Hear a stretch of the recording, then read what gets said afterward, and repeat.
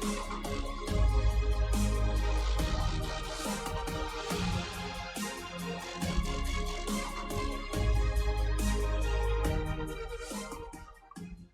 afternoon, everybody. How are you? You all right? Okay, good.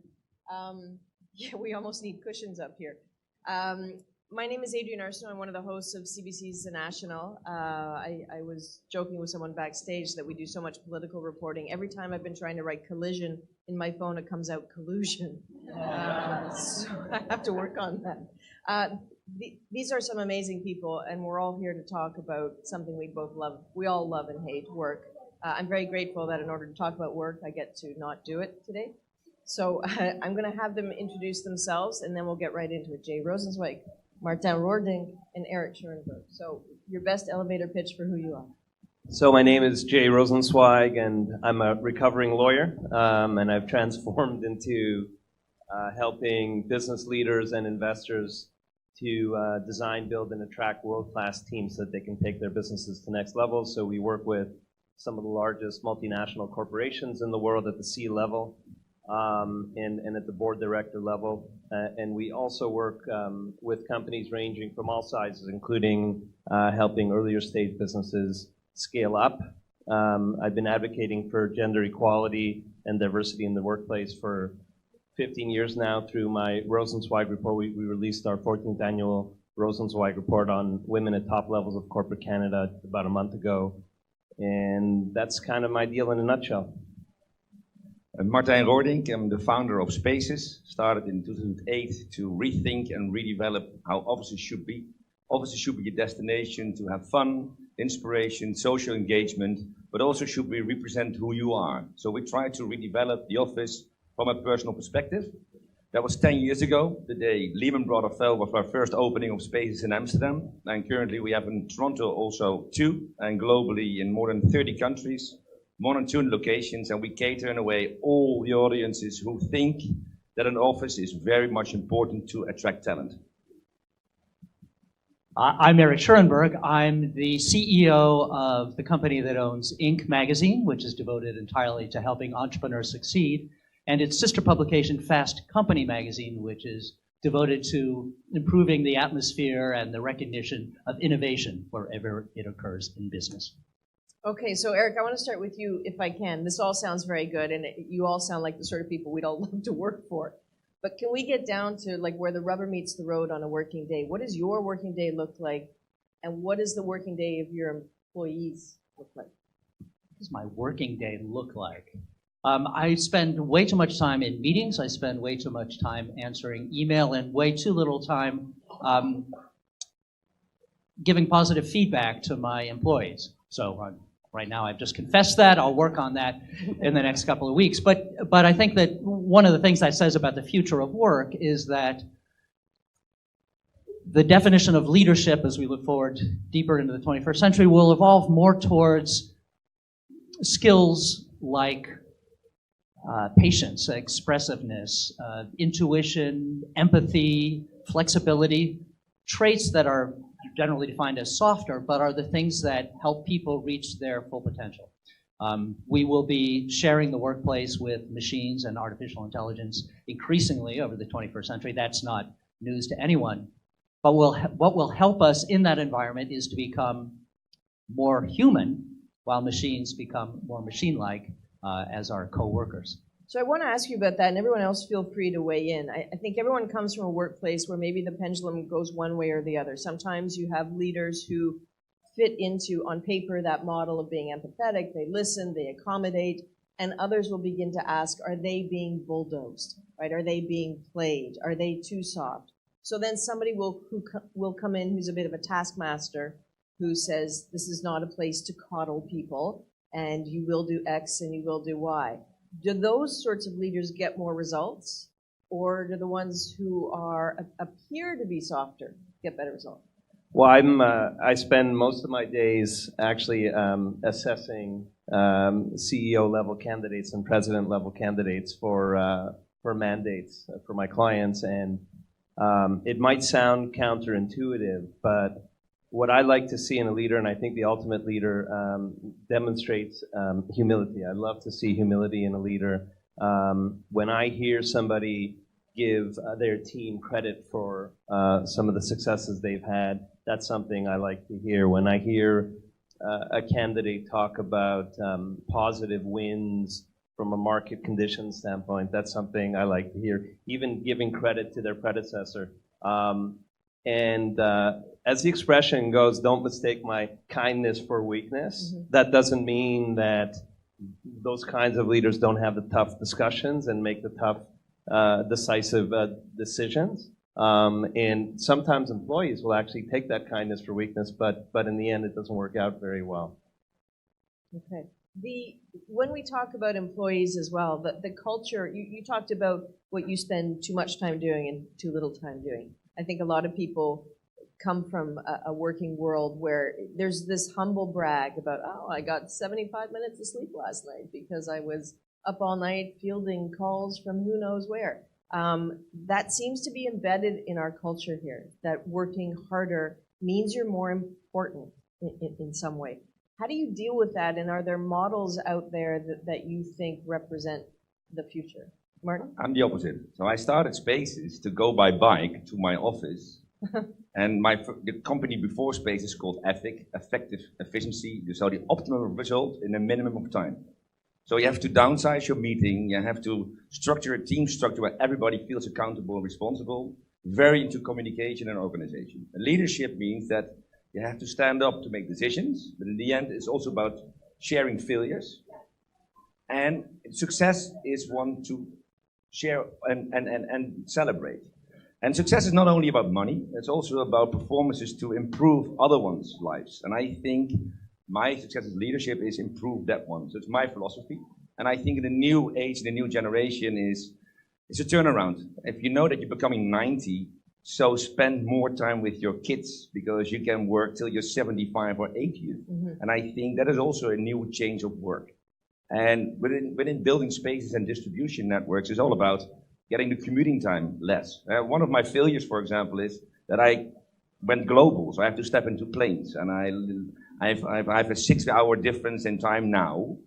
But the essence is, I feel energy when I enter the city, and I feel entering the new culture. And leadership and cultureship is also differentiation. If we go to Asia or into the States, or even within Europe, it always small touch points in what they feel a leader should be. Go ahead, Jim. I think that there's a palpable change in the air, and it's been happening over the last, I think, 3 to 5 years. A true emphasis and a genuine and authentic emphasis on mental health and the importance of mental health. Even at this Collision conference, I see a whole stream on the importance of mental health. So I don't think that it used to be, I think, in the investment banking space and whatnot, to be able to brag about having no sleep the night before was a big thing. I think we're evolving into a place where bragging about the fact that you got tons done during the day and were able to have a great night's sleep at the same time. Of course, you're going to have the odd, crunch where you have to pull an all-nighter, but I think the emphasis on mental health is a really important trend moving forward. But is that universal? I mean, is it Jack Ma, and help me out with this if I've got this wrong, who has a 9-9-6 model, so you work 9 to 9, 6 days a week? Doesn't sound very good to me. But is that, he obviously thinks it's a great idea. Some people do, and I think one of the motivating factors there is that people want to show that they're desperately needed at their company. No one feels secure at work. So to show that you have to work 9 to 9 because you're so indispensable is kind of the source of real pride for many people. But that comes at a cost, and I think, as Jay said, increasingly people are going to recognize that rather than exciting envy, that kind of brag is going to get people to roll their eyes or excite pity, actually. The cost of not getting enough sleep is now well documented, and the long-term costs are terrifying. And everyone in this room has experienced a perceptible difference between the days they work on 4 hours sleep and the days they work on 8 hours of sleep, and that really makes a difference in your productivity as well as your whole attitude and your enjoyment of life. So I think that is going to penetrate into the workspace, and getting enough sleep will soon be the equivalent of bragging rights, the same kind of bragging rights that are conferred by, running 5 miles at lunchtime. See, but that's a bit like the broccoli argument. I know I should eat it a lot. I should go to the gym a lot more. But it's so much easier not to. And the only way it works for me is if it's enforced, as opposed to suggested. And I wonder to what degree that's the same in the workplace. At the National, we have a segment called The Fix, where we look at solutions to problems we all have. And in the Netherlands, there's a design firm where the desks retract into the ceiling at 6 p.m., like it or not. Your coffee could be there. But you could have papers just that is too late, 6 p.m. We're all gone. That's right, yeah. So do you enforce a change like that? Do you be didactic about it? Do you become the French and say, you do not have to answer your emails after working hours? For example, or do you suggest it? In the Netherlands, it's quite natural. We're world champion part-time work. So we have an average work hour of 32 hours. But we're very responsible people. So that doesn't say that we work 32 hours. We work at home or we work anywhere. We are deliverable on the sense of what we need to do on an activity-based level. And the sensitivity of being the new employer is that you have to give purpose, have to give an economic skill of growth, and everybody is working. When my father started to work, my mother had to stop working because that was quite Calvinistic. I am the one making money for the family. Everybody now works, and everybody thinks about a sustainable vision of what we're doing with the planet. So there's also a huge change. I'm advising a really interesting, on the advisory board, rather, of an interesting business in New York called Work. Mm-hmm. It takes a data analytics approach to flexible arrangements. And as an example, we had a professional services client that was struggling with, and they had great people and a great offering, but they were struggling with recruitment and retention. And in came these data analytics professionals from the company Work, and what they realized was at the root of the issue was flexible opportunities to work. And through that, they were able to implement the program. Like in the professional services realm, if you have a superstar, you may not want to lose them just because they need to work 50%.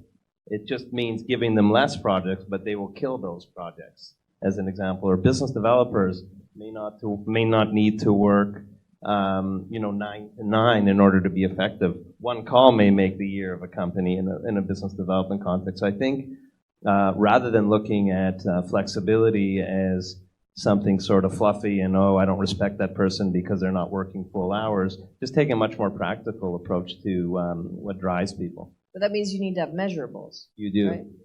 and this business does that, yeah. Let me add to what Jay was just talking about. There's another company that we just wrote about at Inc. Called BetterUp, which is in a very similar business to what Work is in. It sounds like it's an attempt to bring data science to the science of management. So to actually construct workplace experiments that are scientifically valid to test different management techniques and then rate the outcomes. And I think that with that kind of rigor being applied to management techniques, what we'll see in the future is that you'll have evidence-based leadership techniques. So, we all know in our gut that the things that Jay and I said, and Martijn said, were also about the nature of leadership in the future. Those are kind of gut feelings in the sense of what really works, but that will in the future be backed up by data. Can we talk about the office for a moment? I can't really see everybody here, but hands up if you work in an environment with those cubicle farms. I had to watch my mouth there for a second. Okay, actually not that many. This is such a phenomenon of our time, and the idea that we all kind of hate it is such a phenomenon. If you've ever seen, there's a BBC program called W1A, and it's based on the actual BBC office in London where they have a concept called hoteling. So nobody actually has a desk. You go in every morning and you get a new desk, but people hate that, so they will leave stinky shoes under one. So someone's like, I'm not going to sit there. Or they will have a perennially draped sweater over a keyboard so someone thinks it's occupied. This is not working. I think we can all agree it's not working. So what's next? Martin? For example, I believe an office should be just a productive environment where you deliver your element of the day. But the flow chart of inspiration is about having art, some music, plants, content, socialized content, and in the end, the driver is the fun factor. Are you being inspired every day, getting to the building? So that's a major turnaround of those choices, and that is what we're doing. We're redesigning and rethinking the office, merely that the worker is the new consumer. And as we told before, it's just oxygen, light, presence is not gone. New leadership means ownership. When I started with Ernst & Young in my first job, the partner had the corner office, the biggest office. That changed because you now want to be connected. You want to be engaged with communication, and you want to not see each other. You want to see how can we improve on that level. The office is really a rethink of how we want to make our lives better. So what are the numbers? We were talking earlier about oxygen, and you don't just mean metaphorically, you mean literally getting some fresh air. Yes. Throwing some chairs through those windows so that they open. But what are the numbers about workspaces and how it's changed? For example, traditionally we had about 200 square feet per person in an office, and it changed into 70 square feet per person. So the productivity of the oxygen within a building has changed. And real estate owners are merely talking about, for example, we have a sustainable building or we have a BREEAM building materials, but at the end it's just give us air supply and give us the momentum what I need. And it's also, I think, what is new within urbanization. Everybody comes to the inner cities, and then it's just getting out of the space and getting inspiration out of the space. There's also connectivity with it. So it's all about, I call it the world of ideas. It's the one momentum. I need to drive you to get the one momentum in one split second. That is the office is all about. It's more pleasant sounding to have more air. But is there any actual data that says being cramped or locked inside a boardroom actually impairs your capacity? Yes. Okay. For example, it's called the sick building syndrome. Yes. And you have buildings where people really get sick because of it's the old-fashioned installations, not a good air supply. You can measure. We have all sensors and data within buildings where we can place and replace air supply if the building fulfills to that need. And the productivity becomes higher if it's green. It is. You can measure it, you can survey it. So it's all about talking to your customer. Did you feel what is better? How can we improve it? And it's data-based also. So you see red, orange, and green. And when it's green, it means that people are less heated. Would you like to come design a television station? I know. Just been to one. I wanted to ask as well about sharing the future with AI in different ways. We've all heard and witnessed sort of the problems with the ethics of AI. These are not unbiased equations. So how do we protect from that? How do we protect from AI becoming such a shiny object that people believe it and trust in it more than they should? Well, I think that the thing to remember is that in the end, human beings are the customers of AI, and that so far, AI has proven to be not able to finish the last mile of actual human interaction. So there needs to be someone with the kind of emotional intelligence that we were talking about at the beginning to right the ship at the last minute. That may be merely temporary and will go away as soon as the algorithms are improved. But for now, the domains of creativity and unpredictability and flexibility are purely human, and it's important for us to maintain those, even in an environment that is inspired by AI.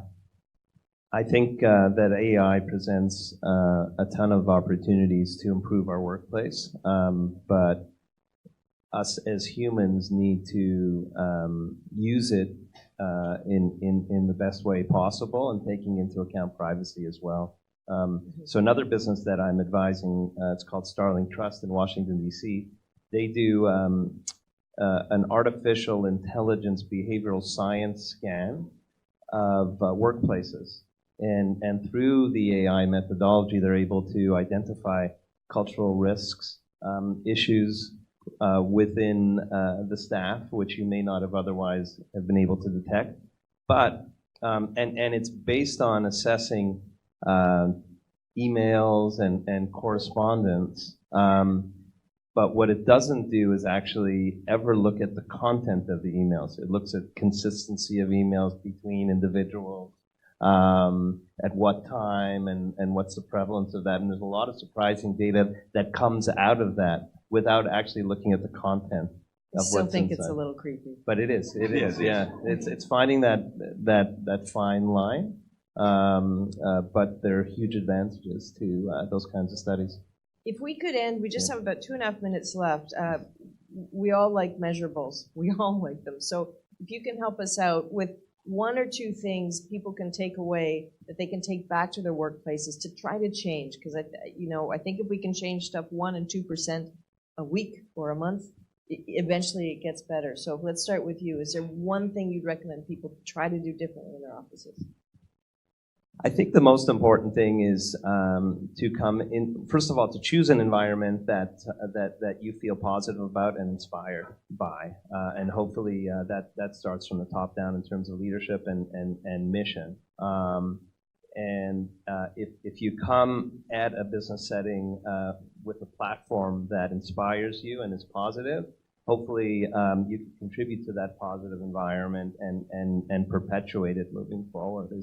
Is kind of the general advice I give to people every day who are coming through my office asking for me to give them career advice. Okay. I would, Martijn, you want to Martijn, go? go ahead. In that way, I'm also very measurable. So think productive. So try to be in as less time as possible in your office for a week and see if the outcome is positive. Second one is socialize. So every day try to make a connectivity to a person you don't know and ask just 3 questions. It's quite hostile in the sense of that you do it, but you will get learnings in the way who you are. I always sense is the lessons learned is first what you are not. That's the first need you need to know as a leader to become what you need to know later on. And that means questioning. Be very, in that way, assertive. That's the Amsterdam way. And thirdly is make it 9:30 till 6:30. See how people behave, how they interact, how they communicate, but deliver. Okay, fair enough. Eric. I would say 2 things to the leaders in this room. One is to not stint on positive reinforcement. Please raise your hand in this room if you feel overappreciated at work. I rest my case. And the second thing is that as a leader, it's not about you. One of my favorite sayings was relayed to me by one of the founders of Zumba, the Latin American dance fitness company. One of the signs that they have up in their boardroom is, ego is not your amigo. And I try to remember that as a leader. All right, excellent words to end on. Thank you very much. Jay, Martijn, Eric, thanks everybody. Thank you.